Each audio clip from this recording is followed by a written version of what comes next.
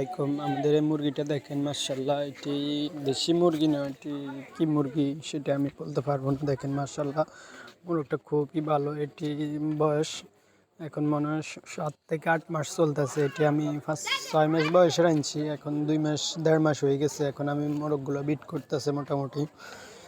হ্যাঁ, এটি আমি বিট করাইছি, আমার 2টি মোরগ বসাইছি। এখন আমি এটা সেল করে দেবো, এটা রাখবো না। হ্যাঁ, বিডের গ্যারান্টি আছে, সমস্যা নেই।